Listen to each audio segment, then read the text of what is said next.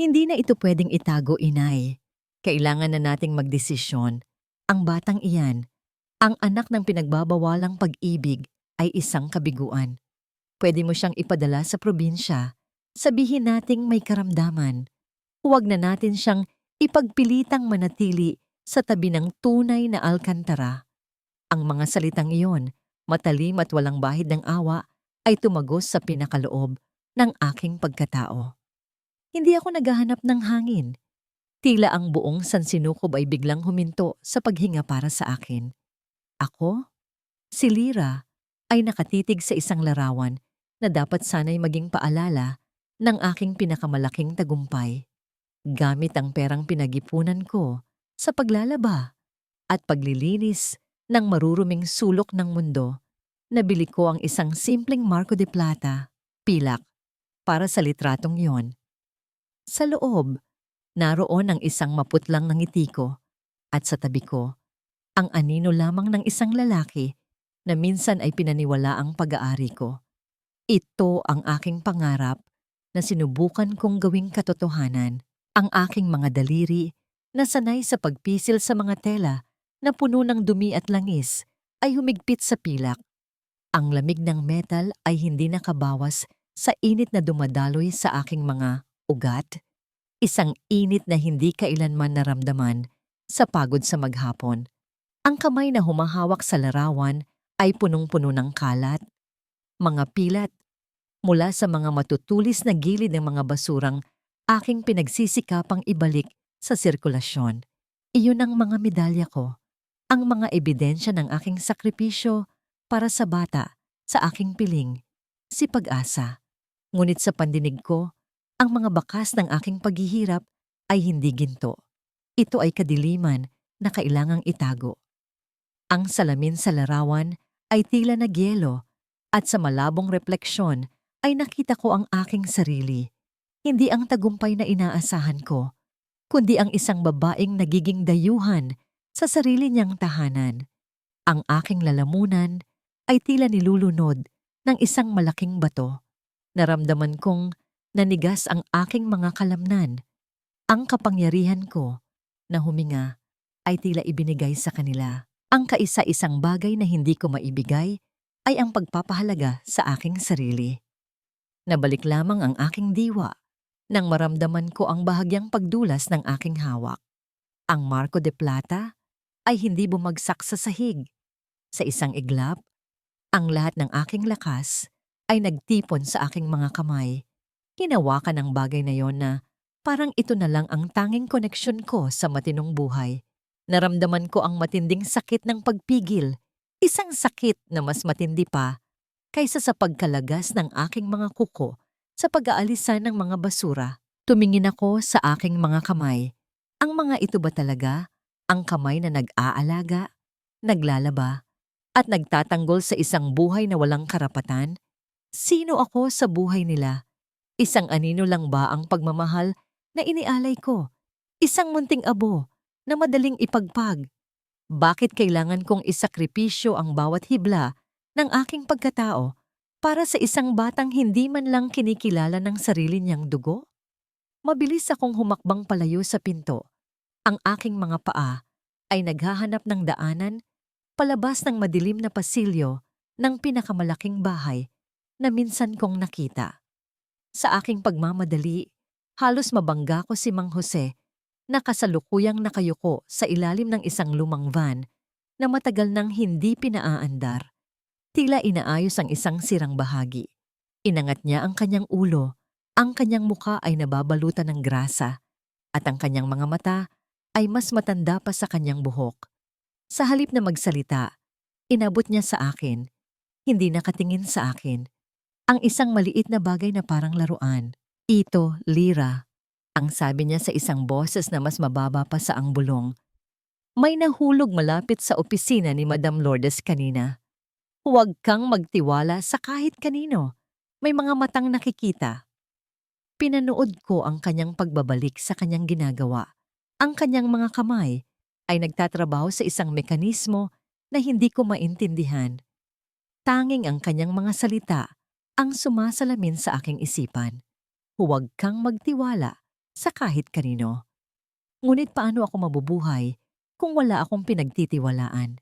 Ang tanging pag-asa ko ay si pag-asa at ngayon, ang maliit na makina na ibinigay ni Mang Jose ang tanging sandata ko laban sa mga taong nagbabalak kumuha sa kanya.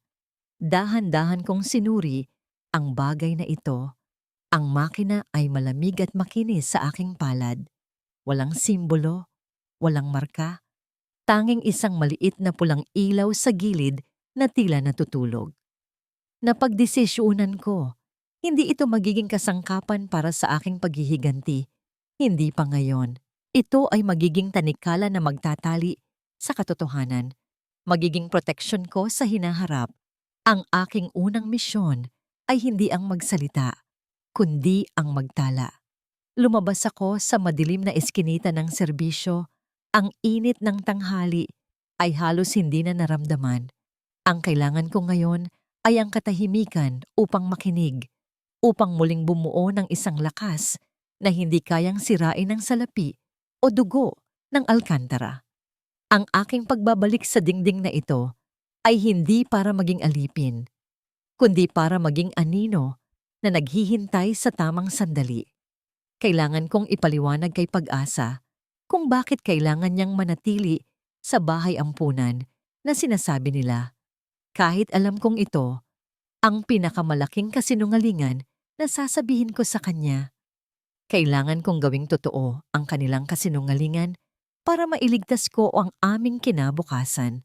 Ito ang unang hakbang sa paghingi ng hustisya.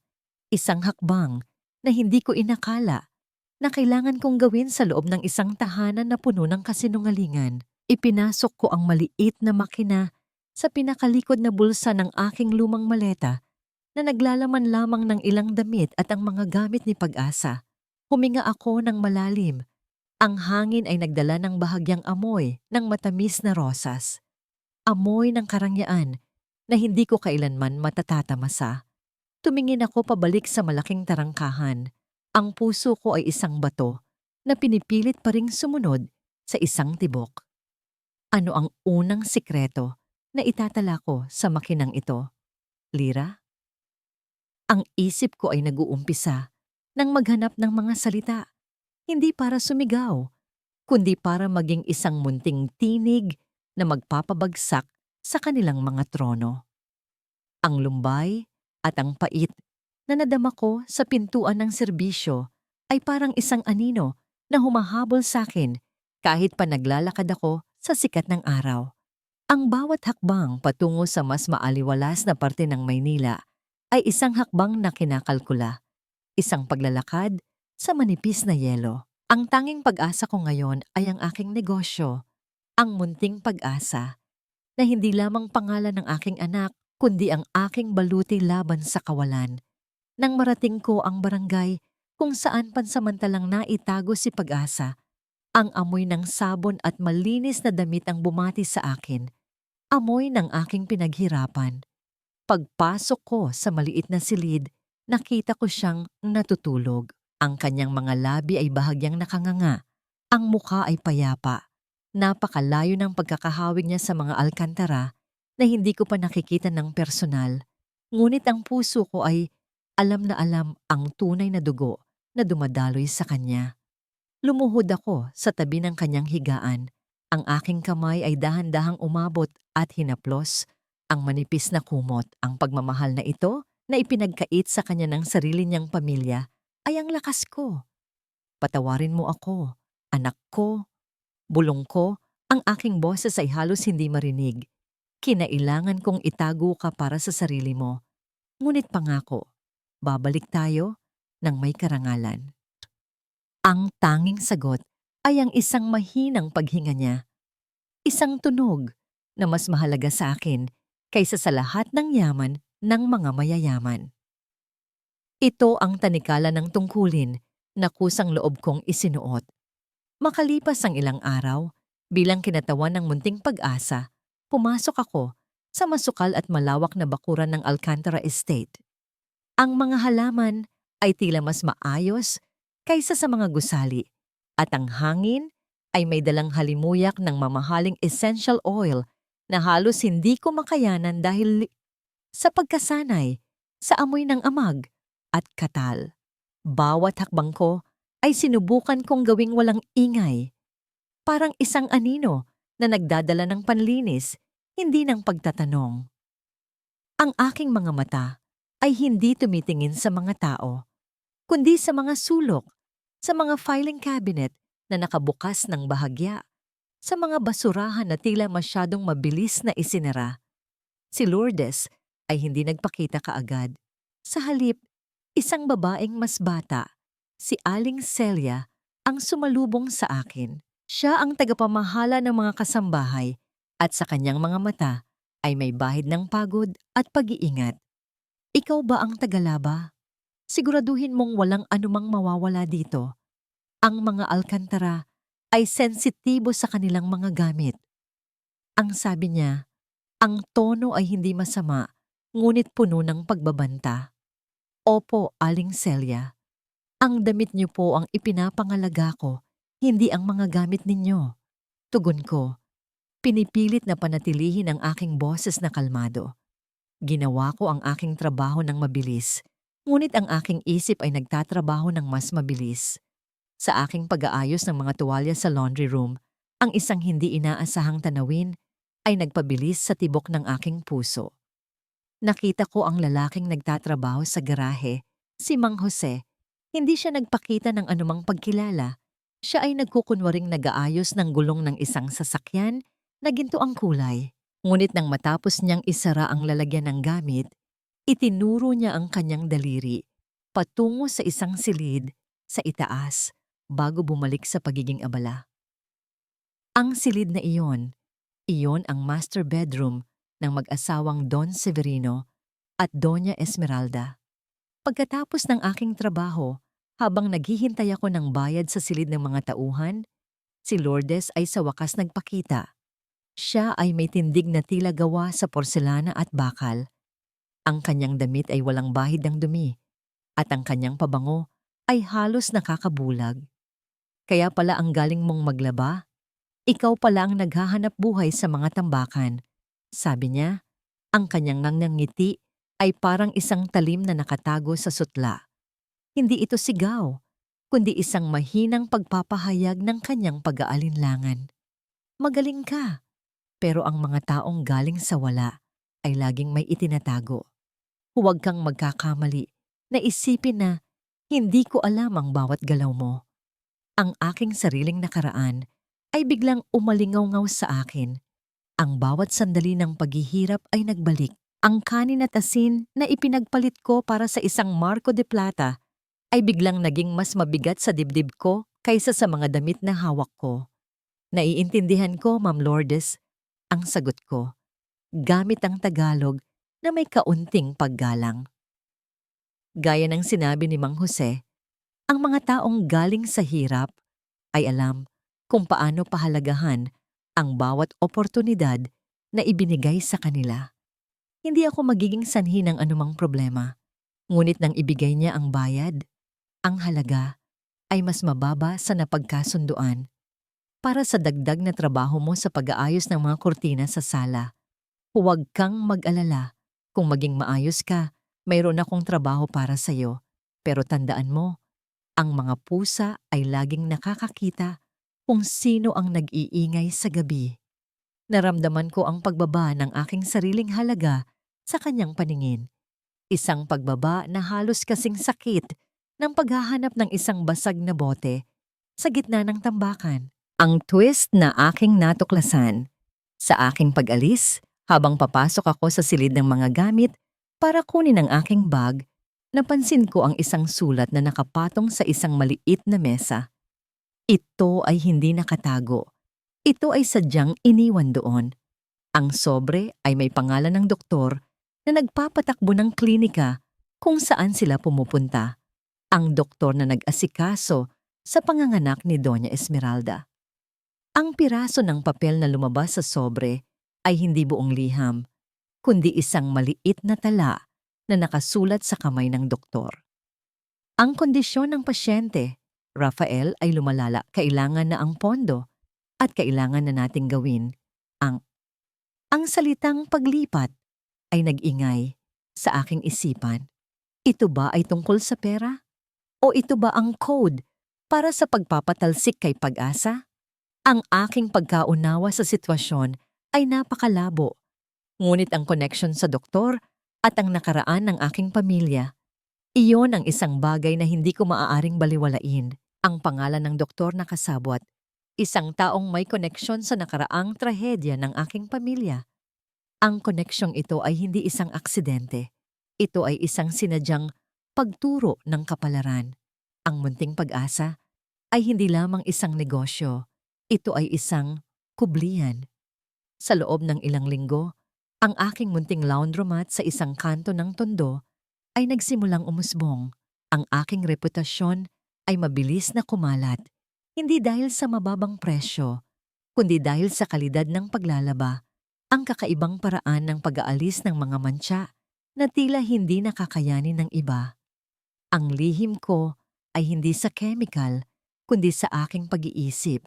Ang pagtingin sa bawat mantsa bilang isang problema na kailangang lutasin, tulad ng isang palaisipan. Bawat kita ay maingat na inilalaan. Isang bahagi para sa pagkain at upa, at ang pinakamalaking bahagi ay para sa pag-aaral tungkol sa batas at corporate registry. Pag-aaral na ginagawa ko sa ilalim ng ilaw ng isang lumang bumbilya, kasama si Pag-asa na natutulog sa aking tabi. Ang bawat pahina ng libro ay isang sandata na aking pinupunasan. Sa kabilang dako ng lungsod, ang aking trabaho sa Alcantara Estate ay nananatiling mapanganib. Ginagamit ko ang bawat sandali ng aking pagiging laundry attendant para maghanap ng anumang bagay na mag-uugnay sa tala ng doktor at sa pangalan ng pamilya. Ang aking microtension ay nakatuon sa bawat paglalakad ni Lourdes. Hindi ko siya tinitigan ng direkta, ngunit sinusuri ko ang kilos niya, ang mabilis na paglipat ng kanyang tingin sa mga seryosong bagay, ang kanyang pag-iwas sa mga litrato sa dingding.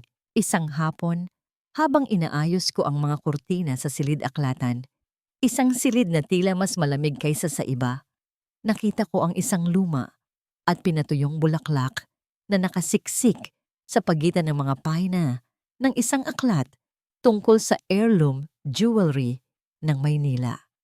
Hindi ito bulaklak na hinahangaan. Ito ay isang sampagwita na halos nagmistulang abo na sa pagkatuyo. Habang maingat kong inilalabas ito, may nahulog sa sahig. Isang maliit na piraso ng papel na nakatupi. Nakasulat sa napakapinong sulat kamay. Inisip ko kaagad ang nalalapit na fiesta ng pamilya, ang seremonya ng pagbibinyag kay Rafael. Ang papel ay naglalaman lamang ng isang maikling talata. Sa Pag-asa na ito, Inay, ipinapangako kong hindi ko hayaang mawala ang kalahati ng aking kaluluwa. Ang dalawang bahagi ay magsasama muli sa pagdating ng tamang panahon. Ang mga salitang kalahati ng aking kaluluwa ay tumama sa akin. Ito ba ay tungkol sa kwintas na may half-moon pendant na palaging suot ni Doña Esmeralda? Ang inaasahan ko ay ang paghahanap ng koneksyon sa pagitan ng aking silver locket at ng anumang bagay sa bahay na yon. Ang piraso ng papel na ito ay nagbigay sa akin ng ideya. Ang silver locket ko ay maaaring kalahati lamang. Ang aking puso ay sumikip sa isang kakaibang pag-asa. Ang ideyang ito ay nagbigay sa akin ng kilig na hindi dahil sa pag-ibig sa isang lalaki, kundi dahil sa kilig ng isang tagapagbawi. Sa wakas, mayroon akong bagay na magagamit laban sa kanila bukod sa aking hinala. Nang gabing iyon, tinawagan ko si Attorney Carding Reyes sa kanyang landline sa opisina. Matapos kong matiyak na hindi na gumagana ang mga security camera sa paligid ng PUC. Carding, may nakita ako. Isang piraso ng sulat tungkol sa kalahati ng kaluluwa at dalawang bahagi na magsasama. Tingnan mo ang mga lumang larawan ng pamilya Alcantara. Kailangan kong malaman kung ang kwintas ni Doña Esmeralda ay may kambal. Ang sabi ko, ang aking boses ay nagtataglay ng isang bagong uri ng kapangyarihan. Sa kabilang linya, narinig ko ang mahinang tunog ng kanyang tinta sa papel habang siya ay nagtatala. Pagkatapos ay ang kanyang maingat na sagot, "Lyra, alam mo na ang lakit nila ay isang napakahalagang heirloom. Titingnan ko sa mga lumang record, pero asahan mong mahihirapan tayo. Ang impormasyon sa loob ng bahay na yan ay mas mahigpit na binabantayan kaysa sa kanilang ginto. Huwag kang magpapakita ng anumang palatandaan na ikaw ay naghahanap. Ang pagiging tahimik mo ang iyong pinakamalakas na sandata ngayon." Ang aming pag-uusap ay natapos ng maaga nang mapansin ko ang isang anino na dumaan sa harap ng maliit na bintana ng silid ng mga tauhan. Ang aking mga mata ay nanatiling nakatuon sa labas, ngunit ang aking kamay ay mabilis na humawak sa maliit na makina na ibinigay ni Mang Jose at pinindot ang pulang record na buton. Hindi ko alam kung sino yon, ngunit ang pag-aalala na si Pag-asa ay maaring mapanganib dahil sa akin ay nagtulak sa akin na itala ang anumang bagay.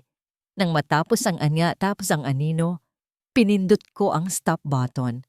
Walang narinig sa recorder maliban sa katahimikan ng silid at ang tunog ng aking sariling paghinga na nagpapatunay na ako ay nabubuhay pa. Ngunit ang kawalang katiyakan ay nanatili. Ang pangamba, ang aking pagdududa ay lumalaki. Ang liham na ito ay nagpapatunay na ang pag-asa ay hindi lang basta itinapon. Ito ay isang sinadyang pagtatago ng isang bagay na mahalaga, isang bagay na may dalawang bahagi. Ngunit ang pag-iingat ni Mang Jose at ang aking sariling kaba ay hindi rin malabo. Mayroon bang nagmamasid sa akin?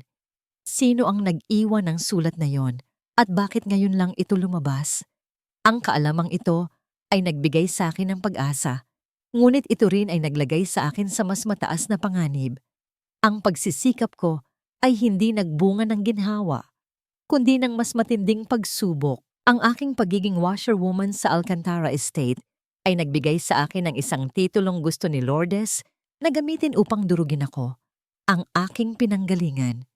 Ang bawat damit na aking pinupunasan ay tila nagdadala ng mga salita ng pang-iinsulto na isinubsob niya sa akin noong nakaraang linggo. "Tingnan niyo siya," ang sabi ni Lourdes sa mataas na boses na yon na tila nag-uutos sa lahat ng tao sa paligid na makinig. Kahit nasa malayo ako, ang bawat salita niya ay tumatagos sa mga dingding ng silid.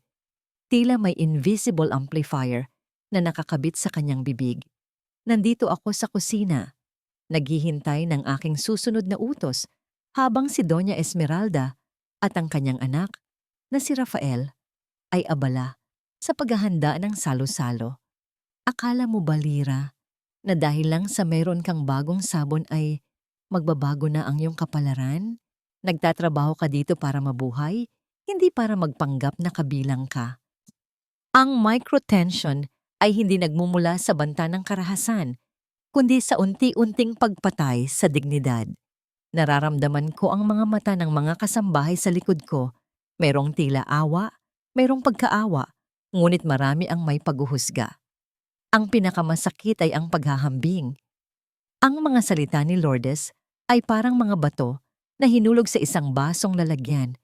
Unti-unting nagkakaroon ng lamat. Ang mga kamay mo, Lyra, patuloy niya. Kahit gaano mo hugasan, hindi mawawala ang amoy ng dumi. Tulad ng nakaraan mo, hindi mo ito mabubura. Kaya manatili ka sa iyong lugar bilang tagalinis at baka sakaling makakuha ka pa ng bonus. Ang aking nangipin ay mas mahigpit na nagdikit ang nakaraan ko. Oo, ako ay naghukay sa basura, ngunit sa basurang yon, nakahanap ako ng isang buhay na mahalalaga, si Pag-asa. Ang paghahanap ko ng connection sa silver locket ay biglang naging isang personal na paghahanap ng katwiran para sa lahat ng paghihirap na dinanas ko. Kaya naman, nang matapos ang aking shift, hindi ako nagtungo diretso sa tondo. Nagtungo ako sa opisina ni Carding na dati kong pinagbigyan ng serbisyo sa paglilinis ng kanyang mga files noong una siyang magsimulang mag-abogado. Siya ang aking tanging tulay sa labas ng mundong ito. Carding, kailangan kong malaman ang tungkol sa kwintas. Diretso kong sinabi nang pumasok ako sa kanyang tahimik na tanggapan. Ang opisina niya ay simple, puno ng mga aklat at malinis. Isang kaibahan sa karangyaan na aking dinadaluyan. Si Carding na abala sa pagsusuri ng isang makapal na folder ay itinaas ang kanyang tingin. Hindi siya nagpakita ng anumang kilig o pag-aalala sa akin. Tanging profesionalismo. Ito ang gusto ko. Walang damdamin na magiging basihan ng paninira. Ang tungkol sa half moon pendant, tanong niya, huminga ng malalim. Nahanap ko ang ilang tala. Ang kwintas ay isang symbolic heirloom. Hindi ito pinaghihiwalay. Ayon sa matandang batas ng pamilya Alcantara, kapag ang isang babae ay ikinasal, ang buong kwintas ay ibinibigay sa kanya. Ngunit may isang exception, isang tala mula sa lola ni Doña Esmeralda na nagsasabing may isang pagkakataon na ang kwintas ay sinadyang hatiin upang ang isang bahagi ay ipamana sa isang inapo na hindi direktang tagapagmana. Ang aking puso ay tila napatigil sa pagtama. Hindi lang kalahati ng kaluluwa, kundi isang inapo na hindi direktang tagapagmana. Ito ay nagbigay liwanag sa lahat. Si Pag-asa ay ang inapo na hindi direktang tagapagmana. Ito ba ay nangangahulugan na may isa pang may hawak nito? Tanong ko. Ang aking boses ay nanginginig ng bahagya sa pagkakataong ito. Ito ay nangangahulugan na mayroong legal na basehan na ipilit na may isa pang may-ari. At Lyra, may isa pa. Patuloy ni Carding, ang kanyang tono ay bumababa, nagiging mas seryoso. Nalaman ko ang pangalan ng doktor na binanggit mo, Dr. De Leon. Siya ang doktor na nagbigay ng clearance sa iyong ama laban sa kanyang heart condition bago ang aksidente. Mayroon akong duda na hindi lang ito tungkol sa pagpapalitan ng sanggol. Ang hininga ko ay tila nagiging yelo sa aking lalamunan. Ang paghahanap ko ng hustisya para kay Pag-asa ay biglang naging isang personal na paghahanap ng katotohanan sa likod ng pagkamatay ng aking ama. Ang lahat ay konektado. Ang doktor na nagbigay ng kaligtasan sa aking ama ay ang doktor na kasabwat sa pagtatago ng katotohanan ni Pag-asa. Carding, kailangan kong makita ang mga medical records niya. Ano man ang itatago nila, hindi na ako aatras. Mariin kong sinabi. Hindi mo kailangang pumunta doon, Lyra. Ako na ang bahala. Sagot niya. Ngunit sa ngayon mag-ingat ka. Huwag kang magpakita ng anumang galit sa Lourdes. Ang pagpapakita ng takot ay mas mabuti kaysa sa pagpapakita ng kaalaman. Paglabas ko, ang pakiramdam ay hindi na ako basta-basta naglilinis ng damit. Ako ay naglilinis ng daan patungo sa katotohanan. Ang aking paglalakbay ay hindi na lamang para kay Pag-asa, kundi para sa alaala ng aking ama at para sa aking sariling pagpapahalaga. Ang pagkabahala. Habang naglalakad ako pabalik sa masikip na lansangan, isang sasakyan ang bumagal sa tabi ko. Ang mga bintana ay may tinted glass, kaya hindi ko makita ang nasa loob. Ang sasakyan ay hindi luma, ngunit ang disenyo nito ay pamilyar. Isang classic model na madalas kong makita na ginagamit ng mga tauhan ni Don Severino. Pagkatapos ng ilang sandali, umalis ang sasakyan. Hindi ito nanggulo, ngunit nag-iwan ito ng isang matinding pakiramdam ng pagiging sinusubaybayan. Nang makabalik ako sa aking maliit na lungga, bago ako umupo para ihanda ang gatas ni Pag-asa, kinuha ko ang maliit na recorder mula sa aking bulsa. Hindi ko sinasadyang narinig ang boses ni Carding na sinasabi ang isang bagay na mahalaga bago kami nagpaalam. Mag-ingat ka sa lahat ng bagay na mahal mo, Lyra. Dahil sa takot na baka may makarinig ng aking pag-uusap kay Carding, pinindot ko ang play button, umaasang wala akong naitagong masama. Ngunit sa halip na boses ni Carding, ang unang narinig ko ay isang mahina, halos hindi naririnig na tunog na nakuha ng mikropono bago ko pinindot ang record noong nakaraang araw sa kusina. Ito ay isang napakaikling tunog ng singsing ng telepono na agad na ibinaba, na sinundan ng hindi ko inaasahang boses na nag-utos, "Lourdes, may kakaiba sa bintana. Alisin mo na ang kanyang mga gamit." Ang pagsusuri sa maliit na recorder ay nagdala sa akin sa isang hindi inaasahang sensory trap. Ang pagdinig sa hindi kilalang boses at ang malamig na pagbaba ng boses ni Lourdes ay nagtulak sa akin na gamitin ang strategy of contrast, ang kadalasan at karangyaan, upang patibayin ang aking paniniwala. Kailangan kong makita ng personal ang kaibahan ng dalawang bata upang mapatunayan sa sarili ko na ang aking sakripisyo ay hindi kailanman magiging katumbas ng kanilang kasinungalingan. Sa pagbabalik ko sa Alcantara Estate para sa susunod kong laundry service, nagdala ako ng mas maraming preparasyon. Ang aking bag ay naglalaman hindi lamang ng mga panlinis, kundi pati na rin ng aking sariling maliit na survival kit. Isang maliit na salabat na may halong gamot na itinago ko para sa mga oras ng matinding pagod. Nang pumasok ako sa loob, ang pagbabago ay halata. Doña Esmeralda ay hindi na gaanong nagpapakita ng pagmamahal sa publiko, ngunit ang kanyang atensyon ay halos nakatuon lamang sa batang lalaki, si Rafael. Ang buong bahay ay umiikot sa kanyang kaginhawaan. Ang hangin sa foyer ay may amoy ng sariwang cappuccino at pinong leather. Ang aking trabaho ay dinala ako sa mga kwarto ng mga bata. Sa kwarto ni Rafael, ang alpombra ay makapal at malambot na parang ulap. Ang mga laruan niya ay yari sa pinakamahusay na kahoy at pininturahan ng mga kulay na hindi ko kailanman nakita sa tondo.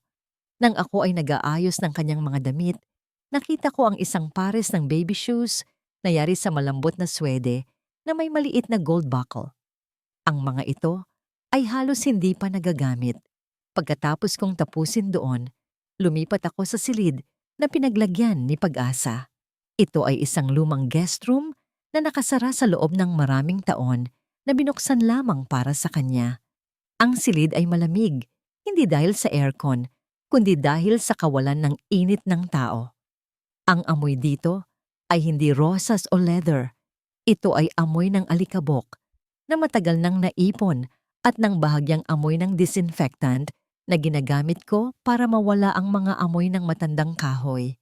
Ang kanyang higaan ay isang lumang crib na binili ni Lourdes sa isang second-hand shop at ang tanging kurtina ay isang manipis na tela na hindi sapat upang harangan ang liwanag ng buwan. Sa tabi ng kama ni Pag-asa, naroon ang isang maliit na bamboo basket na naglalaman ng kanyang mga damit at ang aking mga gamit. Ang kanyang mga paa ay manipis. Ang kanyang balat ay mas maputla kaysa dati. At sa bawat paghinga niya, tila kailangan niyang labanan ang hangin mismo.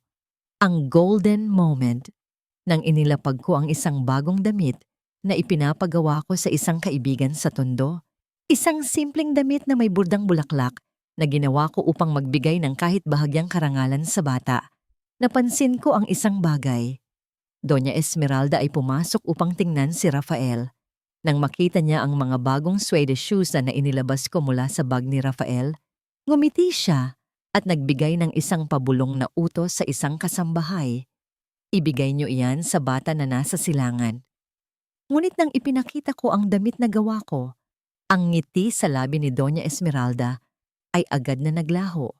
Tiningnan niya ako na tila ako ay isang insekto at sumigaw, "Huwag mong dalhin ang kalat mo dito.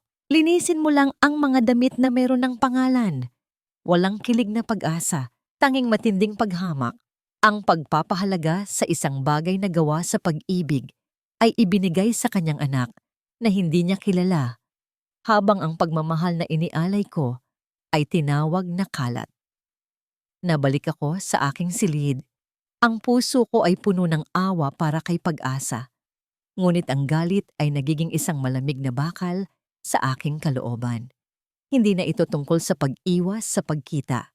Ito ay tungkol sa pagpapatunay na ang aking Pag-asa ay mas karapat-dapat sa mga suede shoes na yon kaysa kay Rafael. Sinubukan kong mag-record muli gamit ang maliit na aparato, umaasang makukuha ko ang anumang pag-uusap ni Lourdes.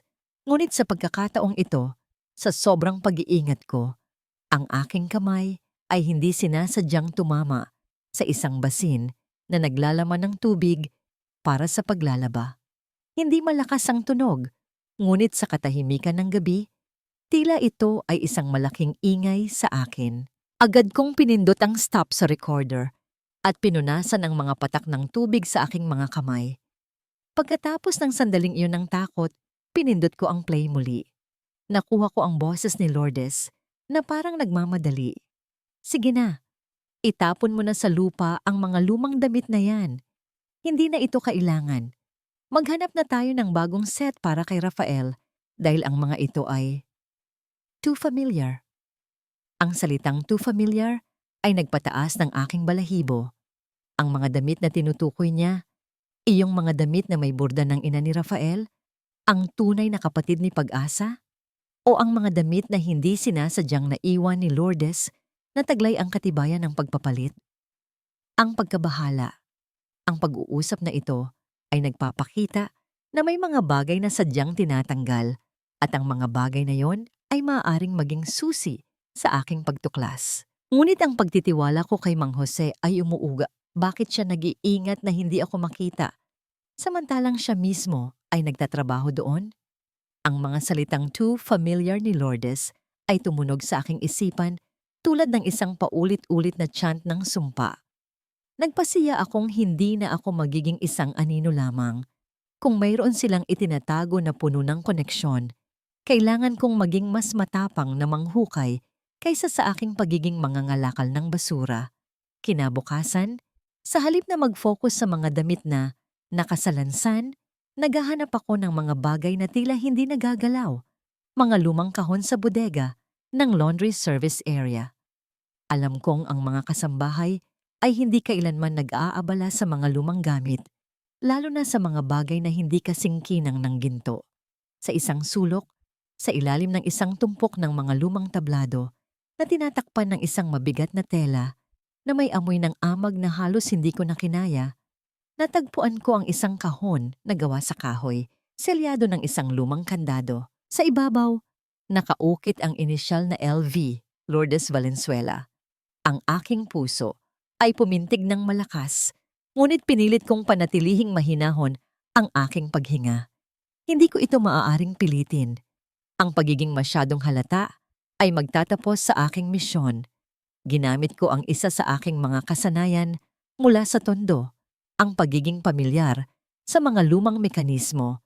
Sa halip na sirain ang kandado, ginamit ko ang isang maliit na piraso ng metal na itinago ko.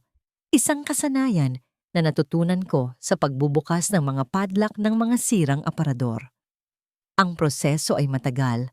Bawat pag-ikot ng susi ay tila nagpapataas ng tensyon, ngunit sa huli, ang mga tumblers ay nagbigay ng isang maliit na paggalaw. Nang mabuksan ko ang kahon, ang unang bumati sa akin ay ang amoy-umoy ng lumang papel at lavender. Isang pamilyar ngunit hindi pang-alkantara na pabango. Naroon ang isang koleksyon ng mga liham at sa tuktok nito, isang maliit at makapal na notebook na nakatali ng isang ribbon. Ito ang diary ni Lourdes. Sinimulan kong basahin ang mga bahagi na hindi naglalaman ng mga detalye ng pagpaplano, kundi ang kanyang emosyonal na paglalakbay. Natagpuan ko ang isang pahina na may isang malabong tula na nakasulat sa Tagalog na may kakaibang damdamin.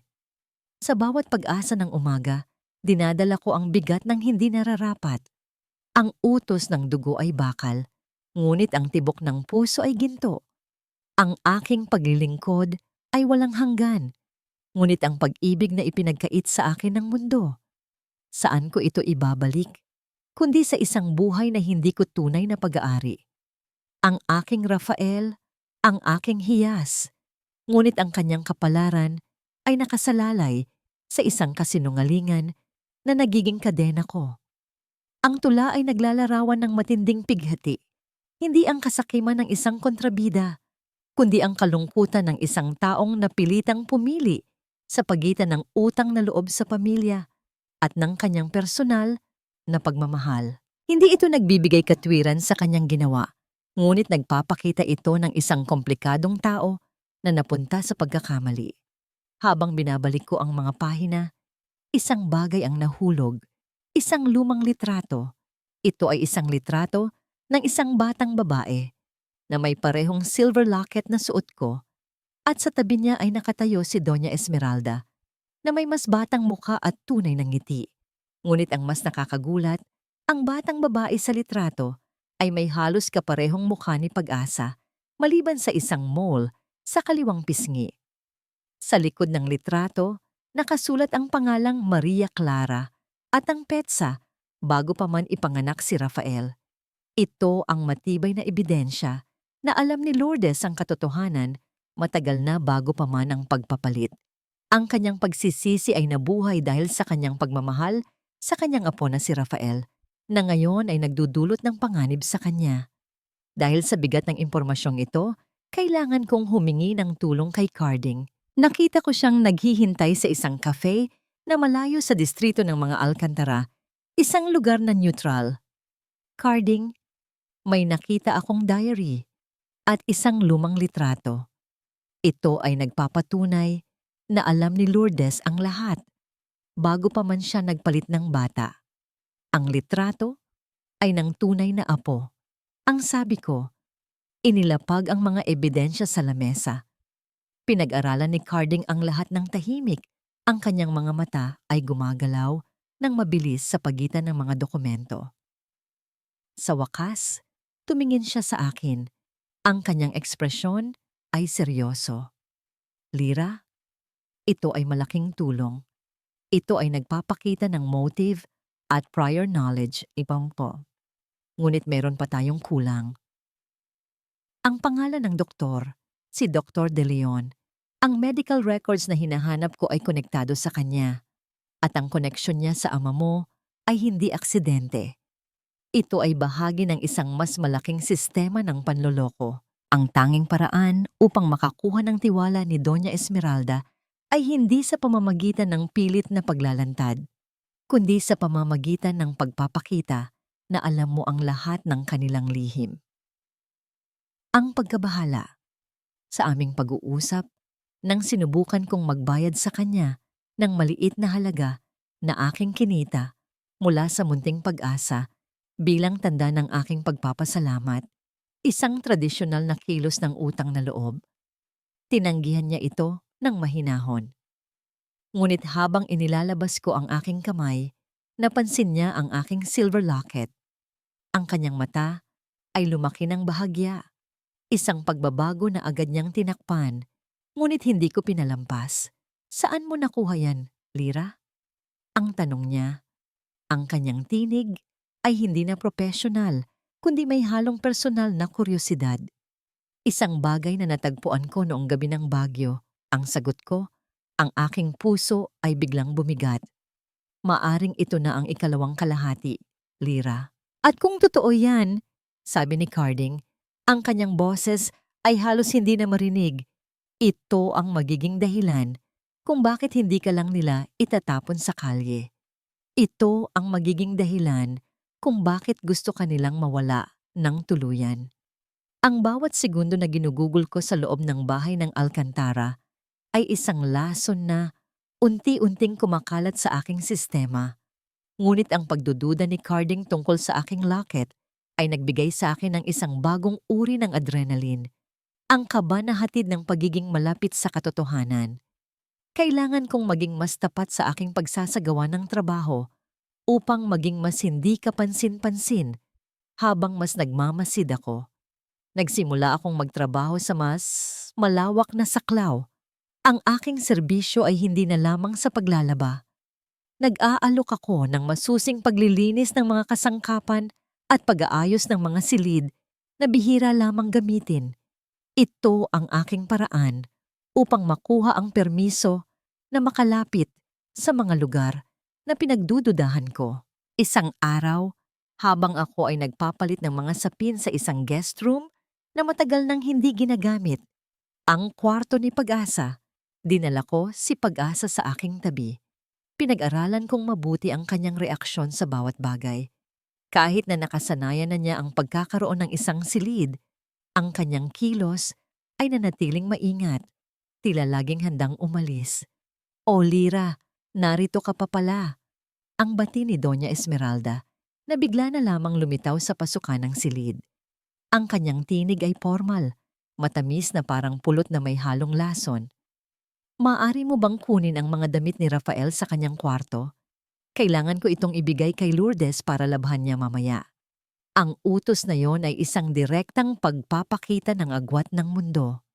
Ang kanyang sariling apo, si Rafael, na halos kasing edad ni Pag-asa, ay hindi dapat hawakan ng mga kasambahay tulad ko. Naglakad ako patungo sa marangyang kwarto ni Rafael. Ang hangin doon ay may dalang pabango ng isang mamahaling kolon. Si Rafael ay nakaupo sa kanyang kama, naglalaro ng isang toy car na tila gawa sa purong pilak. Doña Esmeralda ay nakatayo sa tabi niya. Ang kanyang kamay ay nakapatong sa kanyang balikat. Ang ginintuang sandali, golden moment. Pagkatapos ibigay ni Rafael ang mga damit, tumingin siya sa kanyang lola. Nag-inat siya at sinabing, "Lola, pasensya na po." At Doña Esmeralda, na may ngiti na puno ng pagmamahal na hindi ko kailanman natanggap, ay yumuko ng bahagya, isang formal na pagpapakita ng paggalang, at hinawakan ng kamay ni Rafael. Ito ang isang tanda ng paggalang na ipinapakita sa mga nakatatanda. Ngunit sa sandaling iyon, ang kilos na iyon ay tila isang nakakabigihaning tanawin ng pagtanggap. Pagkatapos, tumingin siya sa akin. Walang pag-aalinlangan, walang pagmamano. Tanging isang pamilyar na pagtingin ng pagkabahala. Sa pagbabalik ko sa kanyang silid, kinuha ko si Pag-asa at inupo ko sa aking kandungan. Hinawakan ko ang kanyang maliit na kamay. "Pag-asa, tingnan mo ang kamay mo," sabi ko. Sinasadyang gamitin ng Tagalog na may kaunting himig ng pagtuturo. "Ito ang kamay mo. Ito ang kamay na nagtatrabaho. Hindi mo kailangang yumuko para sa sinuman. Maliban sa Diyos at sa paggalang, walang sinuman ang karapat-dapat sa pagmamano mo kung hindi sila karapat-dapat sa iyong pagmamahal."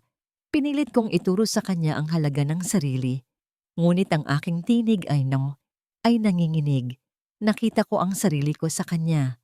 Ang pagnanais na itaas ang taong minamahal mula sa putik. Nang naglalaba ako ng damit ni Rafael, may nakita akong kakaiba sa isang handkerchief. Hindi man siya, kundi isang maliit na marka ng tinta. Isang bahagyang bakas ng isang selyo. Ito ay hindi ang selyo ng mga Alcantara, kundi ang logo ng isang private clinic. Ang logo ni Dr. De Leon. Ito ay tila sinadya na naiwan sa damit na hindi naman pala kailangan. Ang pagkabahala. Ang aking pagmamasid ay nagbigay ng pag-asa na ang ebidensya ay lumalabas nang hindi sinasadya ng mga nagkakasala. Ngunit ang pagpapakita ng pagmamano ni Doña Esmeralda kay Rafael, na hindi niya kailanman ginawa kay Pag-asa, ay isang malinaw na microtension na nagpapatunay ng pagkiling. Hindi lamang ang pagpapalitan ng bata ang kanilang krimen, kundi ang pagtanggi sa pag-ibig. Bumalik ako sa aking recorder. Pinatugtog ko ang huling bahagi ng na-record ko mula sa nakaraang araw. At sa pagkakataong ito, dahil sa aking pagpapahinga sa kaba, mas malinaw kong narinig ang boses ng nagsasalita matapos ang tunog ng phone hang-up. Ito ay ang boses ng isang lalaki, may otoridad, na sinasabing, "Siguraduhin mong siya ang magdadala ng balita tungkol sa pera." Ang boses na ito ay pamilyar, isang alaala na matagal nang nakabaon sa aking alaala, isang koneksyon sa aksidente ng aking ama. Ang cliffhanger. Kinuha ko ang aking silver locket at inilagay ito sa tabi ng kwintas ni Doña Esmeralda na pansamantalang nakasabit sa isang aparador. Ang aking locket ay hindi kalahati ng kwintas niya, ngunit ang mga gilid nito ay halos magkasing sukat. Ang aking pagdududa ay lalong lumaki. Sino ang may hawak ng isang bahagi? At sino ang may hawak ng ikalawang bahagi? Ang pinakamalaking tanong ay hindi tungkol sa kung sino ang tunay na Alcantara, kundi kung ang lalaking may utos sa telepono ay siya bang lalaking minahal ko at naging dahilan ng aking pagiging ulila? Ang pagkaalam na ang boses sa recorder ay maaaring ang koneksyon sa pagitan ng pagkamatay ng aking ama at ng krimen ng mga Alcantara ay nagbigay ng bagong direksyon sa aking determinasyon. Hindi na ako nag-iisa sa laban. Meron akong symphony of injustice na kailangang tugtugin. Sa panahong ito, ang munting pag-asa ay nagsimula nang lumaki ng higit pa sa aking inaasahan. Ang aking mga client sa Tondo ay nagrekomenda sa akin sa mga middle-class families sa kalapit na district. Ang aking reputation bilang isang professional na nagbibigay halaga sa paglilinis ay lumalaki at ang perang pumapasok ay nagbigay sa akin ng kakayahang kumuha ng isang maliit na assistant. Isang matandang babae na tulad ko ay nabubuhay sa pagsisikap. Ang aking tagumpay ay hindi pa rukro, ngunit ito ay tiyak at matatag. Isang pundasyon na hindi kayang sirain ng sinumang kontrabida.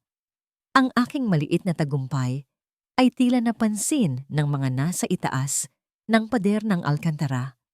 Isang umaga, habang naglalaba ako ng mga kumot na may amoy ng mamahaling cotton at pabango, si Doña Esmeralda mismo ang nagbigay ng utos.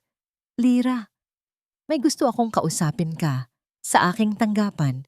Ngayon din, ang kanyang tinig ay hindi nagtatanong. Ito ay isang utos na hindi maaaring tanggihan, tulad ng batas ng kalikasan. Ang silidaklata ni Doña Esmeralda ay isang lugar na hindi ko pa napapasok, maliban sa paglilinis ng mga bintana sa labas. Ang hangin sa loob ay mabigat sa mga aklat at, sa pagkakataong ito, mayroon itong amoy ng kadena at matinding pagnanais. Umupo ka, sabi ni Doña Esmeralda. Itinuturo ang isang silya na tila mas mataas kaysa sa akin.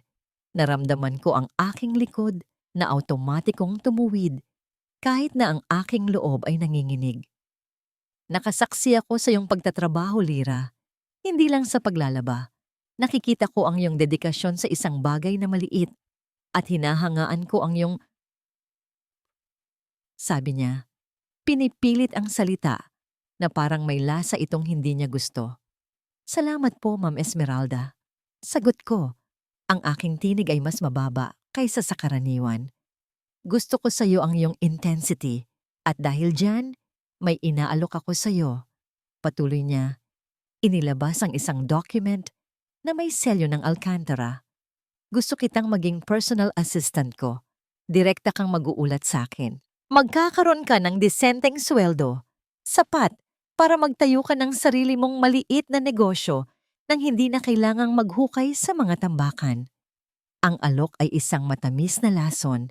Ito ang pag-angat na matagal ko nang inaasam, ang daan patungo sa tagumpay na hinahanap ko para kay Pag-asa. Ngunit alam kong mayroong kagat sa ilalim ng ganitong uri ng biyaya. Ano ang kapalit, ma'am? Direkta kong tanong. Hindi na nagpanggap na walang alam. Isang bahagyang nangiti ang sumilay sa labi ni Doña Esmeralda. Wala namang kapalit kung ikaw ay magiging matapat. Ngunit may isang kondisyon, ang iyong anak. Hindi pwedeng magkaroon ng mga bata sa loob ng bahay na ito, lalo na sa kasalukuyang sitwasyon. Si Rafael ay may mga problema sa kalusugan at ang mga negative energies ay kailangang ilayo. Kailangan mong ipadala si Pag-asa sa Little Angels Home sa probinsya. Ipapagamot namin siya doon at bibigyan ka namin ng buwanang suporta. Kapag naging matatag na ang lahat, maaari mo siyang bawiin o magpadala ng regalo. Ang aking mundo ay biglang nagdilim na parang tinakpan ng mga ulap ang araw. Ang alok na tagumpay ay direktang nakatali sa pagtataksil sa aking tungkulin bilang ina. Ang pagpapadala kay Pag-asa sa isang orphanage, kahit na may support, ay nangangahulugan ng pagsuko sa pinakamahalaga sa akin. Ito ang sacrifice dilemma engine na pinakamasakit sa lahat. Kailangan mo ng 2 linggo para maghanda, dagdag ni Doña Esmeralda. Mag-isip kang mabuti. Ang iyong paglago ay nakasalalay sa iyong desisyon. Ang pagtatangka ng kilig at panganib. Nang gabing iyon, wala akong nagawa, kundi ang maghanda. Nagdala ako ng mga gamit ni Pag-asa sa isang ligtas na lugar na hiwalay sa aking apartment para hindi ito madiskubre kung sakaling salakayin nila ang aking tirahan. Sa halip na mag-isip tungkol sa kalungkutan, ipinilit kong tingnan ang positibong bahagi. Ang pagiging personal assistant ni Doña Esmeralda ay magbibigay sa akin ng mas malapit na pag-access sa kanyang opisina, sa kanyang mga files, at posibleng kay Dr. De Leon. Habang inilalagay ko ang mga damit ni Pag-asa sa isang old trunk, napansin ko ang silver locket na suot niya. Kinuha ko ito at sa ilalim ng lampara, inilagay ko ang aking sariling locket sa tabi nito. Magkatugma ang mga ito, hindi sa hugis, kundi sa bigat at sa kakaibang scratch pattern sa likurang bahagi. Alam kong hindi ito kalahati ng isang kwintas, ngunit 2 magkaibang piraso na dinisenyo upang magsama. Nang oras na yon, tumunog ang aking phone. Isang tawag mula kay Carding. Lyra, may natuklasan ako tungkol sa boses sa recorder mo. Hindi ito ang asawa ni Lourdes, kundi ang kapatid ni Don Severino na matagal nang nawala sa larawan ng pamilya. Siya ang sinasabing tagapangalaga ng mga confidential records. Bakit siya kasali sa pagpaplano ng pera kasabay ng pag-alis ni Pag-asa? At ang mas malala, Lyra, ang kapatid na yon ay dating kasintahan ng iyong ama. Sila ay may nakatagong kasunduan bago siya namatay. Ang cliffhanger, ang pag-asa na makakakuha ako ng tagumpay sa pamamagitan ng trabaho ay biglang naging isang pagkabilanggo. Ang alok ni Doña Esmeralda ay hindi isang pagkakataon. Ito ay isang bitag na idinisenyo upang alisin ang aking pinakamalaking lakas, si Pag-asa, at hayaan akong magtrabaho para sa mga taong nagpaplano ng aking pagkawasak. Ang aking pagpili ay hindi na tungkol sa trabaho o sa bata lamang, kundi sa kung ipaglalaban ko ang aking buhay at pagkatao sa loob ng kulungan na ito, o isuko ang lahat para sa kaligtasan ni Pag-asa. Ang 2 linggong inilaan sa akin ni Doña Esmeralda para mag-isip ay naging 2 linggo ng war room sa aking maliit na silid sa tondo. Ang pag-iisip na iwan si Pag-asa ay isang pisikal na kirot, isang pakiramdam na tila may humihila sa aking mga kalamnan palabas ng aking katawan. Ngunit ang bawat oras na ginugugol ko sa pag-aaral ng mga papeles na nakuha ni Carding at ang bawat pagmamasid ko sa routine ng pamilya ay nagpapatibay sa aking pananaw. Hindi ako susuko. Ang aking tagumpay ay hindi dapat isang trade-off sa aking anak. Ipinagpatuloy ko ang aking trabaho sa bahay, mas tahimik at mas masinop. Ang aking pagtanggi sa alok ni Doña Esmeralda ay hindi ko pa ipinahayag. Kailangan ko ng mas matibay na ebidensya bago ako tuluyang sumabak sa digmaan. Sa araw na ito, ang buong bahay ay may kakaibang enerhiya. Ang paghahanda para sa binyag ni Rafael. May mga caterer, mga bulaklak na hindi ko pa nakita kailanman, at ang mga tao ay nagtatawanan ng may kaswal na kayabangan. Ang kapaligiran ay nakasadsad sa karangyaan, isang sensory contrast na halos nakakahilo. Habang naglilinis ako sa kwarto ng mga bata, ang aking atensyon ay hindi na sa mga laruan, kundi sa mga damit. Sa pag-aayos ng mga damit na ipinapabili ni Lourdes para sa binyag, napansin ko ang isang maliit na vest na gawa sa pinong seda para kay Rafael. Ang kulay ay cream at mayroon itong isang detalyadong borda sa leeg. Nang ilagay ko ang mga damit na ito sa aking basket, ang aking mga mata ay tumingin sa mga damit na tila hindi nagagalaw sa silid ni Pag-asa. Ang damit na ginawa ko para sa kanya, na tinawag ni Doña Esmeralda na kalat, ay may simpleng disenyo, ngunit ang pattern ng aking mga tahi ay nagbigay buhay dito. Bigla akong napatigil. Ang embroidery sa gilid ng vest ni Rafael na sinasabing gawa ng isang sikat na couturier ay may identical pattern sa disenyo na ginamit ko sa shawl ni Pag-asa na ginawa ko sa Tondo. Hindi ito isang karaniwang disenyo. Ito ay isang lumang pattern na bihirang gamitin sa modernong panahon, isang bagay na natutunan ko lamang sa pagtingin sa mga lumang tela na aking inayos. Hindi ito isang pagkakataon.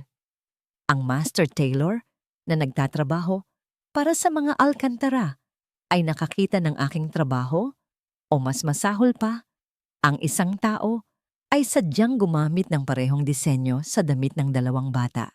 Ito ay isang palatandaan, isang code sa pagitan ng mga may alam. Naramdaman ko ang pamumula ng aking mukha, hindi dahil sa init, kundi dahil sa kagalakan at takot. Nagmamadali akong bumalik sa aking silid sa serbisyo at kinuha ang recorder. Muli, pinindot ko ang play, umaasa na makuha ko ang anumang pag-uusap. Nang oras ding iyon, nag-email si Carding sa aking lumang laptop, ang tanging pribadong gadget na pinapayagan ko sa labas ng trabaho. Lira, may impormasyon ako mula sa aking mga connection sa registry. Ang asawa ni Lourdes ay notorious sa paglikha ng mga shell corporations para sa pera. At may isang pangalan na paulit-ulit na lumalabas na katransaksyon niya kamakailan. Si Demetrio, ang nawawalang kapatid ni Don Severino. Kailangan nating magplano para sa binyag.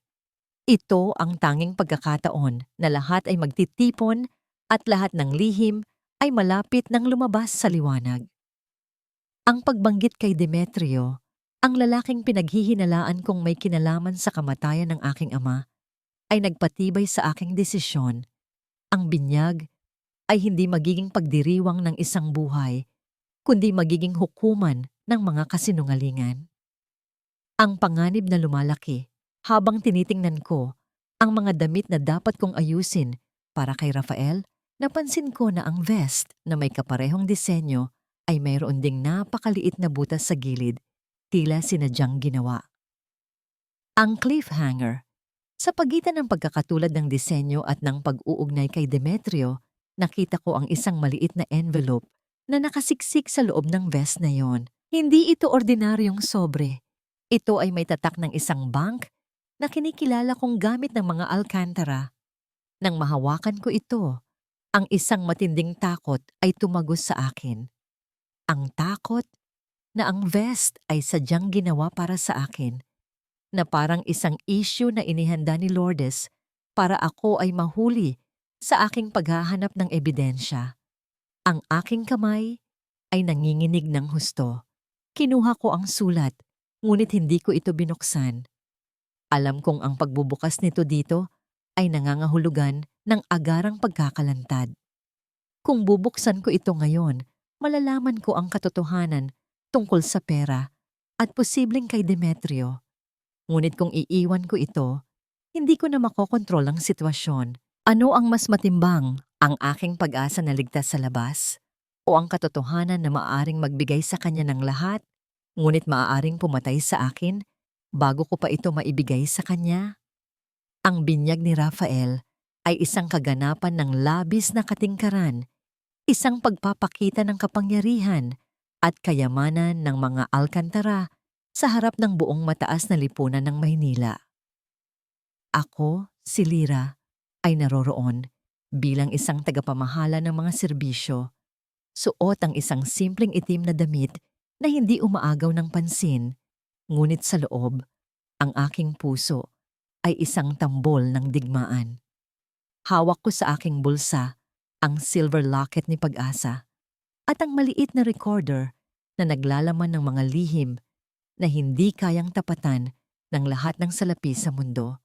Ang reception hall ay puno ng tunog ng pagdiriwang. Ang mga salamin ay nagpapakita ng refleksyon ng bawat mamahaling alahas. Nandoon si Doña Esmeralda, nakaupo sa isang trono ng ginhawa, at si Don Severino. Ang kanyang mukha ay seryoso, ngunit payapa. Si Lourdes ay nasa tabi nila. Ang kanyang mukha ay nagliliwanag sa pagmamalaki. Ang kanyang caricature villain persona ay nasa sukdulan. Ang aking golden moment ay dumating nang kailangan kong ayusin ang sound system para sa hymn na ipapatugtog. Ito ang pagkakataong hinihintay ko. Lira, bilisan mo! Bulong ni Lourdes. Habang naglalakad ako patungo sa likurang bahagi ng ballroom, ang kanyang boses ay may bahid ng pagmamadali. Ang mga bisita ay naghihintay. Sandali lang po, Ma'am Lourdes. May problema sa mixer.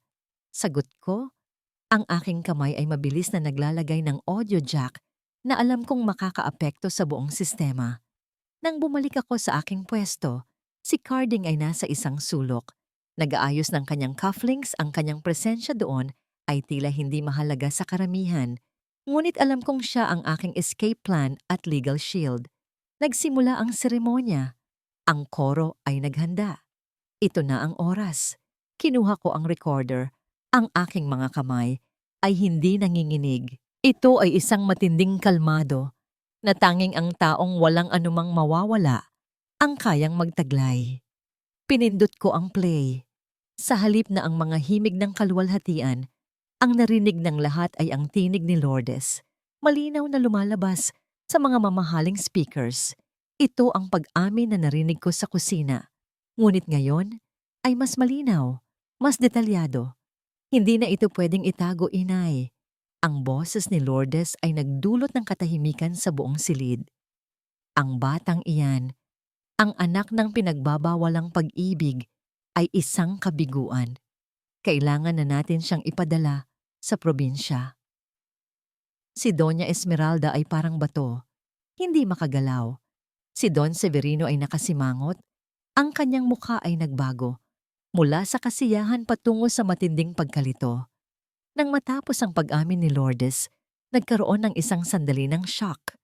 Walang makapagsalita. Ang tension ay halos nakakabasag ng salamin. Ito ang aking sandali. Hindi lang yan ang katotohanan. Ang sigaw ko, ang aking boses ay hindi malakas, ngunit ito ay narinig sa buong silid. Lumabas ako mula sa likuran ng entablado, dala-dala si Pag-asa sa aking mga bisig. Siya ay nakasuot ng isang simpleng puting damit at sa kanyang leeg ay nakasuot ang silver locket. Naglakad ako patungo sa gitna ng mga bisita. Ang aking mga mata ay nakapako kay Doña Esmeralda. Ma'am Esmeralda, ang tawag ko. Ang aking boses ay may luha na, ngunit may kapangyarihan. Hindi lang ito tungkol sa pagtataksil ni Lourdes. Ito ay tungkol sa pagkakakilanlan na pinatay ng kasinungalingan. Nagmamadaling lumapit si Lourdes, ang kanyang mukha ay maputla na parang abo. Magnanakaw. Huwag kang maniwala sa kanya, Donya. Siya ang nagnakaw ng mga alahas niyo. Inilabas ko ang silver locket ko. Ito ay hindi kalakhan, ngunit ito ay may parehong design ng sa kanya. Sa gitna ng pangkalahatang pagtataka, lumapit ako kay Doña Esmeralda na ngayon ay nakatitig sa dalawang locket na magkatabi. Ang dalawang ito ay hindi kalahati. Ang mga ito ay ang buong kwento, sabi ko. Sa pag-aalinlangan, inabot ni Doña Esmeralda ang kanyang kwintas. Ang dalawang locket ay nagdikit, hindi naglock, ngunit nagtagpo ng perpekto. Ang mga gilid ay nagkaisa na tila matagal nang naghihintay. Ang hugis na nabuo ay isang kumpletong shell na may isang maliit na perlas sa gitna. Ang reaksyon ni Doña Esmeralda ay hindi galit, kundi isang malalim na pagkaligalig. Tiningnan niya si Pag-asa. Pagkatapos ay si Rafael na nakaupo sa kanyang tabi, na ngayon ay umiiyak dahil sa kaguluhan. Ikaw ang anak ni Maria Clara. Bulong niya, ang kanyang mata ay puno ng pagkilala, ang pagkabigla. Ngunit sa sandaling iyon, ang pinaka-nakakabigla ay hindi ang pagkakakilanlan, kundi ang huling sigaw ni Lourdes habang siya ay tinutulungan ng mga pulis na dumating. Hindi dahil sa amin, kundi dahil sa pag-iingat ni Carding. Si Lourdes nakaharap sa kanyang pagkatalo ay tumingin kay Don Severino at pagkatapos ay sa akin, ang kanyang mga mata ay puno ng pagkasira. Hindi ko siya pinatay. Sigaw ni Lourdes, ang kanyang boses ay basag. Si Demetrio, ang kapatid na yon, Siya ang nagbigay ng utos na iligtas ang bata. Ang iyong ama, Lira, ay hindi aksidente. Sinubukan niyang iligtas si Maria Clara mula sa panganib ni Demetrio, ngunit huli na ang lahat. Ang cliffhanger. Ang aking mundo ay muling gumuho. Ang paghahanap ko sa hustisya ay humantong sa isang mas malaking lamat. Ang aking ama ay hindi isang biktima ng isang simpleng aksidente. Siya ay nasangkot sa mga lihim ng pamilya Alcantara at ang lalaking nagpapatakbo ng lahat ay marahil ang boses na narinig ko sa recorder. Demetrio, ang kapatid ni Don Severino, na ngayon ay nagtatago sa likod ng kanyang pagiging kaibigan ng aking ama. Ang sigaw ni Lourdes ay parang isang kidlat na tumago sa dilim ng kasinungalingan. Ang kagalakan ng aking tagumpay ay napalitan ng bigat ng isang katotohanang hindi ko inasahan. Ang kamatayan ng aking ama ay hindi isang simpleng aksidente, ngunit isang marahas na kinalabasan ng isang pagtatangka na iligtas si Maria Clara mula sa kamay ni Demetrio. Ang lalaking iyon, ang kapatid ng asawa ng aking nanay-nanayan, ay ang nasa likod ng lahat. Nang hawakan ako ng mga pulis, hindi ako lumaban. Ang aking mata ay nakatuon lamang sa taong sumisigaw, si Lourdes, na ngayoy gumuho na ang kanyang porselanang anyo. Lourdes, ano ang sinasabi mo? Mahinang tanong ni Don Severino. Ang kanyang muka ay halos hindi makapaniwala. Si Lourdes, na tinutulungan ng iangat ng mga pulis, ay nagbigay ng huling tingin sa akin. Ang dating kontrabida na walang awa ay ngayon ay isang ina na nasiraan ng lahat. Lira, anak ko. Ang kanyang boses ay halos hindi na marinig, puno ng ubo at pagsisisi. Patawarin mo ako. Hindi ko inasahan na ganito ang magiging kahihinatnan. Ang kagustuhan ko lang ay ang kaligtasan ni Rafael. Ngunit sa pagpili ko sa kasinungalingan, nawala ang lahat. Ang utang na loob ko sa inyo, Don Severino, ay hindi ko mababayaran. Ang kanyang mga salita ay nagpukaw ng isang damdamin sa akin na hindi ko inaasahan. Awa. Ang kanyang pagsisisi ay hindi sapat para sa lahat ng sakit na idinulot niya. Ngunit ito ay isang tunog ng pag-amin na nagpapagaan sa bigat ng aking galit.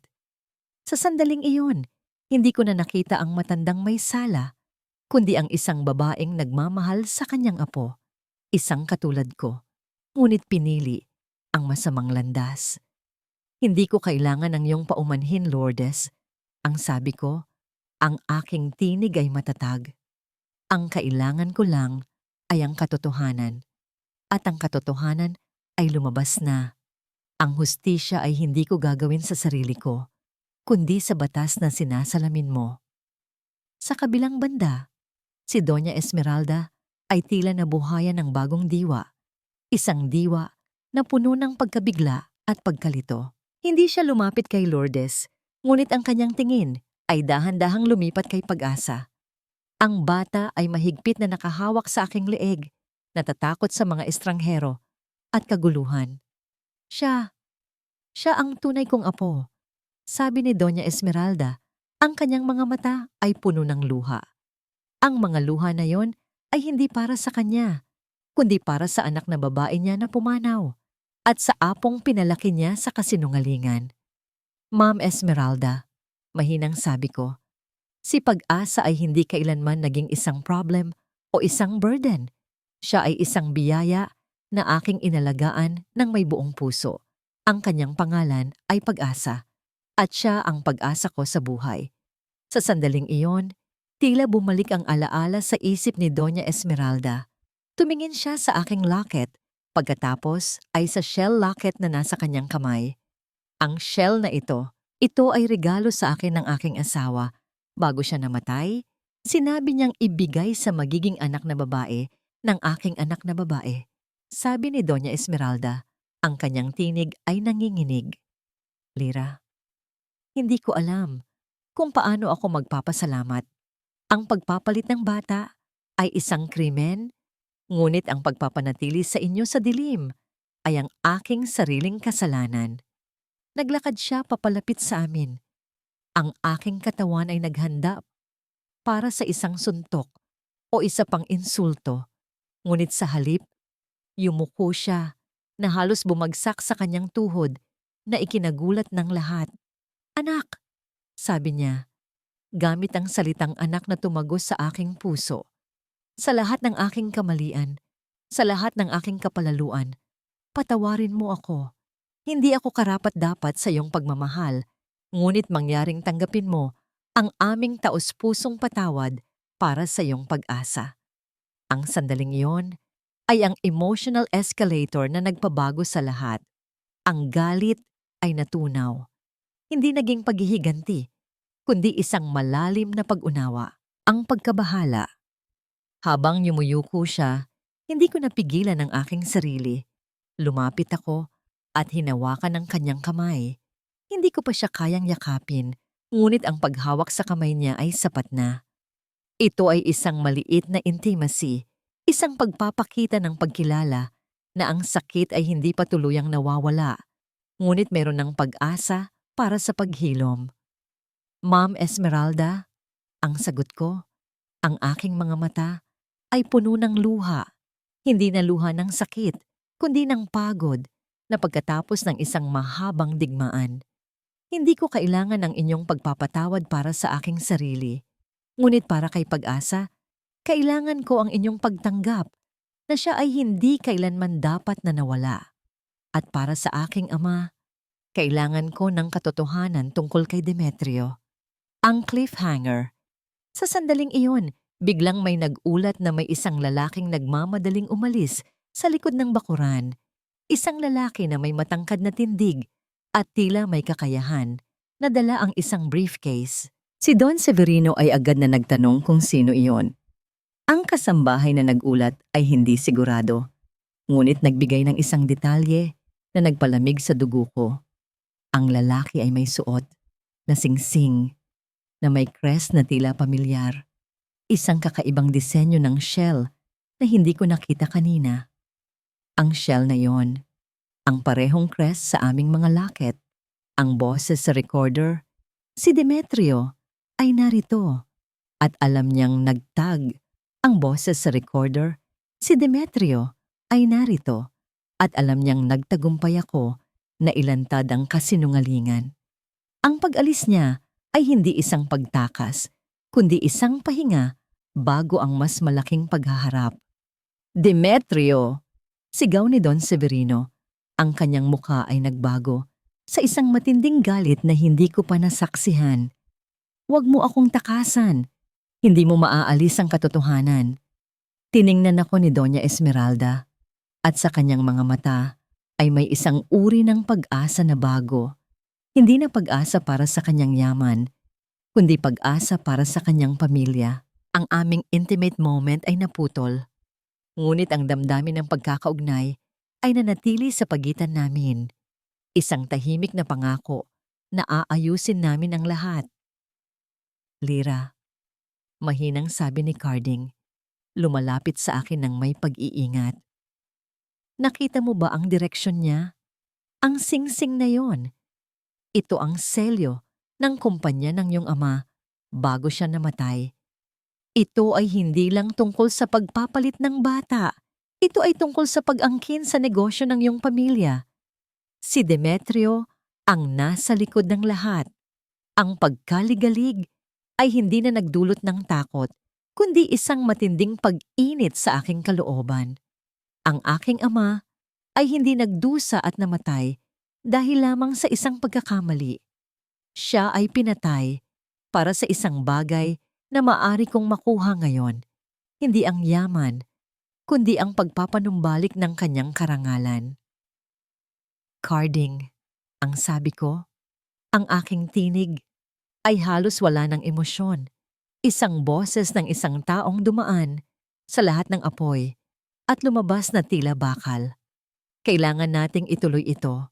Ang pagpapatalsik kay Lourdes ay simula pa lamang. Hindi ko hahayaang magtagumpay si Demetrio sa kanyang pandaraya, hindi sa aking anak, at lalong hindi sa alaala ng aking ama. Tumingin ako kay Pag-asa na mahigpit na nakakapit sa akin. Ang batang ito ay nagdala sa akin sa gitna ng unos. At ngayon, ang unos na yon ay nagbigay sa akin ng lakas upang harapin ang mas malaking unos. Don Severino, sinabi ko, itinuwid ang aking likod na ngayon ay hindi na dahil sa takot, kundi dahil sa pagtanggap sa aking bagong papel. Si Pag-asa ang inyong tunay na apo. At tungkol kay Demetrio, ang hustisya para sa aking ama ay nagsisimula ngayon. Mayroon akong bukti na magpapatunay ng kanyang kasabwat sa pagpapatay sa kanya. Tiningnan ako ni Don Severino at sa wakas, nakita ko ang paggalang sa kanyang mga mata, hindi bilang isang kasambahay, kundi bilang isang babaeng nagdala ng katotohanan, ang cliffhanger. Ngunit habang ako ay nakatayo doon, puno ng bagong lakas, isang kasambahay ang nagmungkahi ng isang bagay na nagpatahimik sa akin. Don Severino, nakita ko po si Demetrio na pumasok sa safe room sa opisina ni Doña Esmeralda bago siya tumakas. Doon nakalagay ang mga original documents ng pagmamay-ari ng kumpanya. Ang safe room, ang lugar kung saan ipinapalagay na ang lahat ng pinakamahalagang lihim ng pamilya ay nakatago. Ang pagkuha ng mga dokumento na yon ay hindi lamang magpapabagsak kay Demetrio, kundi magbibigay din sa akin ng kontrol sa hinaharap ni Pag-asa. Ngunit ang pagpasok doon ay nangangahulugan ng paglalagay ng aking sarili sa diretsong landas ng kapangyarihan ni Demetrio, isang taong may koneksyon sa pinakamalalim kong sugat.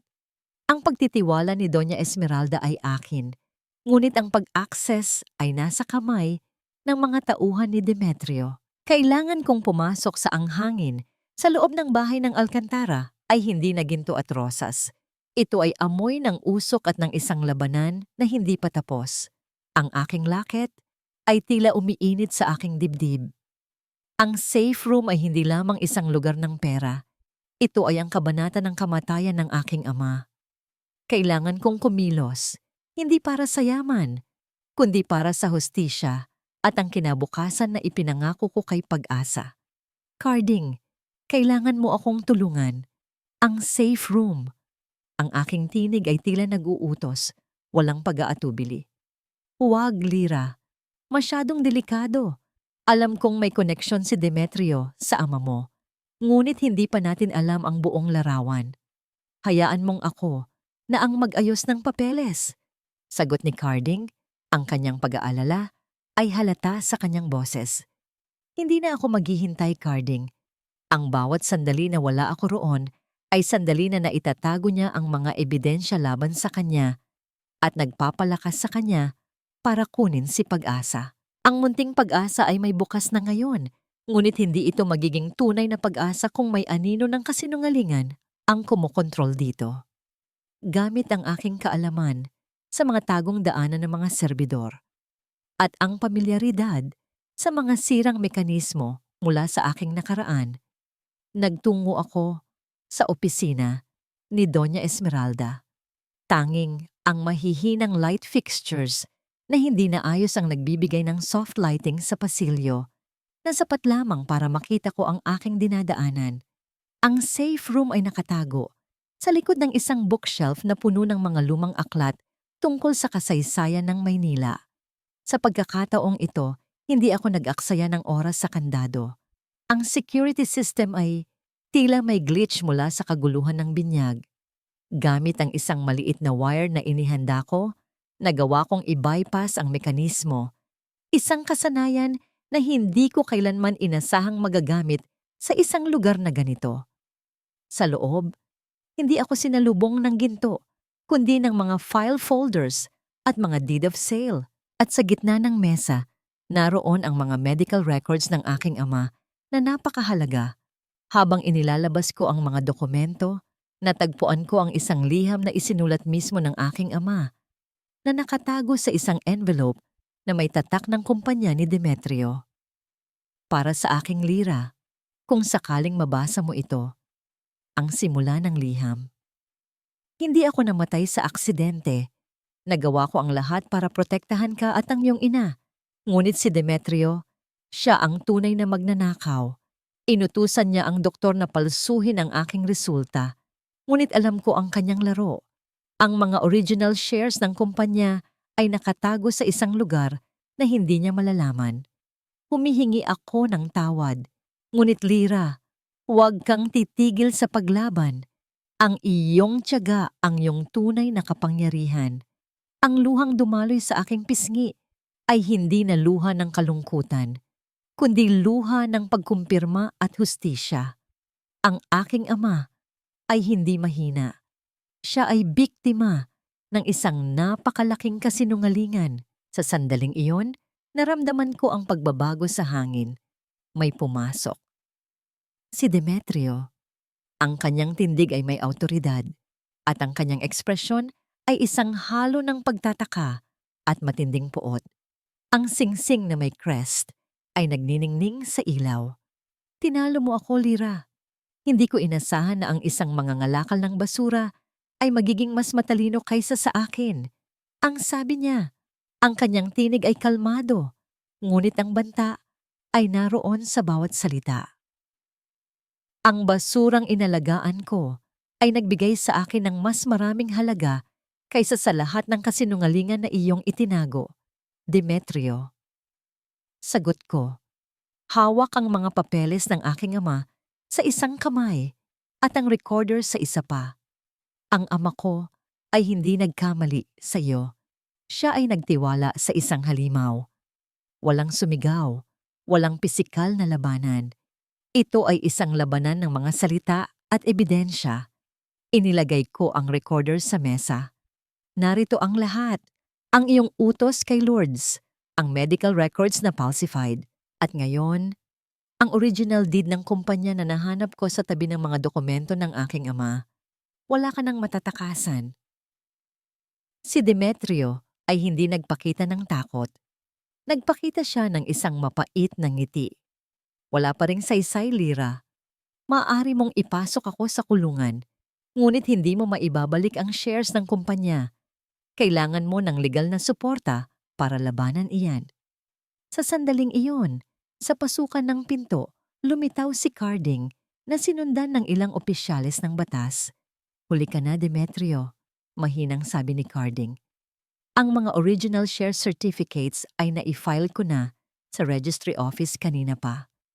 Ang new ownership ay nakapangalan na sa iyong kapatid, Don Severino, at ang legal foundation ay nasa pangalan ng Munting Pag-asa Foundation na pinamamahalaan ni Lira. Ang kumpanya ay hindi na sa inyo. Ito ay pag-aari na ng mga taong nagbigay ng tunay na halaga sa pagtatrabaho, ang mga tulad ni Lira. Ang mukha ni Demetrio ay nagbago. Ang kanyang pagkapahiya ay mas matindi kaysa sa anumang pisikal na suntok.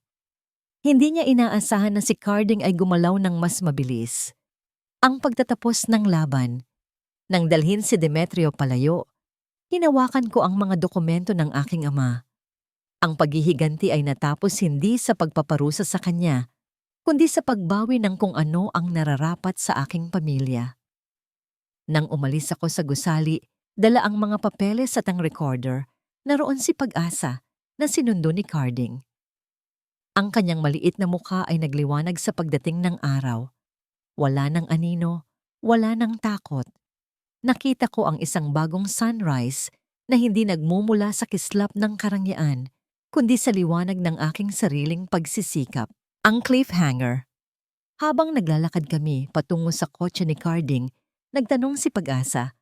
Ang kanyang boses ay malambing at puno ng pagtitiwala. Mama, tapos na ba ang battle? Maaari na ba tayong umuwi sa bahay natin? Ngumiti ako sa kanya, isang tunay at malayang ngiti na matagal nang nawala. Oo, anak. Uuwi na tayo. At sa bahay na yon, ikaw ang magiging reyna. Ngunit bago iyon, kailangan ko munang makipag-usap kay Attorney Carding tungkol sa partnership na inaalok niya sa akin dahil ang Munting Pag-asa ay hindi na maliit. 2 taon ang lumipas mula nang maganap ang kaguluhan sa binyag ni Rafael.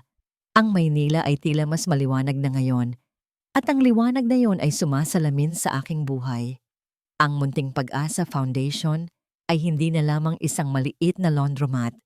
Ito ay isang sentro ng pagsasanay para sa mga kababaihang tulad ko, isang lugar kung saan ang paghihirap ay nagiging kapital para sa isang marangal na kinabukasan. Tungkol sa mga kasagutan na kailangan kong malaman, hindi ko pa lubusang napatawad si Lourdes.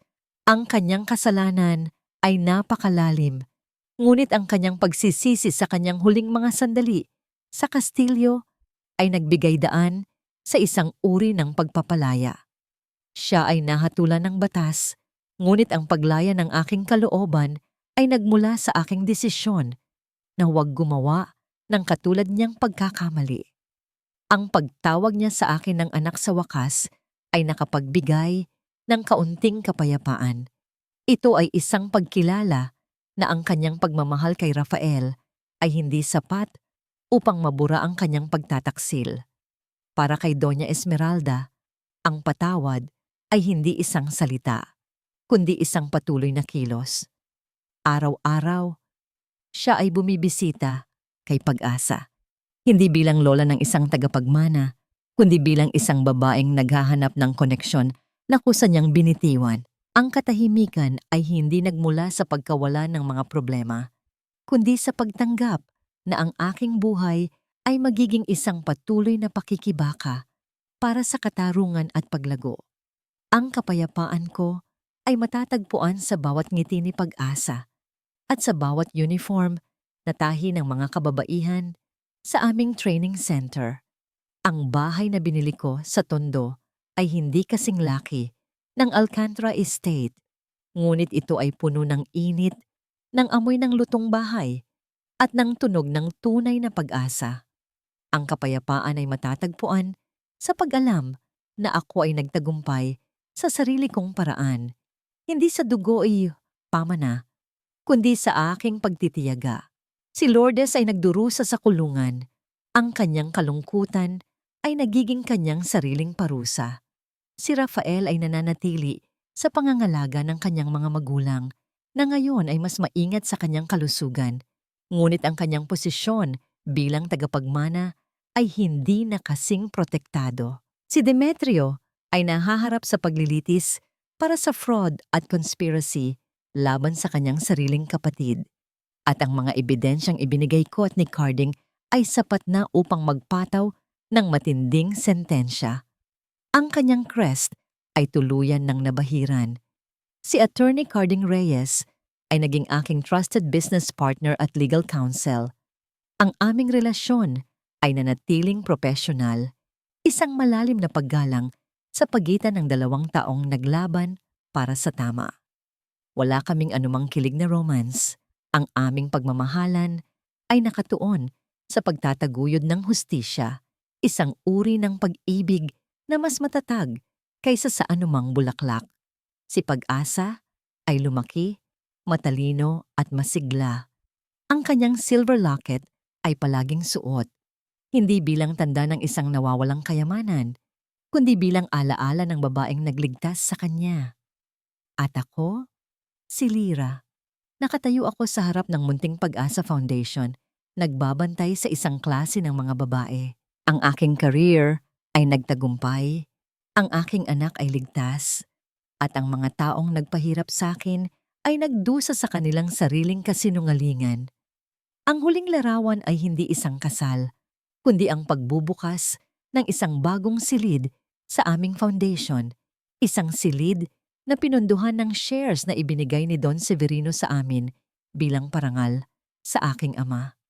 Ang legacy ng aking ama ay hindi pera, kundi ang aking tiyaga. Ang buhay ay hindi isang kwentong fairy tale kung saan ang lahat ay nagtatapos sa isang kasal. Ito ay isang melodrama na nagtatapos sa isang babaeng natagpuan ang kanyang sarili. At sa pagtatapos ng lahat ng pagdurusa, nakahanap siya ng mas malalim na kahulugan. Ang katotohanan ay ang tanging daan patungo sa tunay na kalayaan.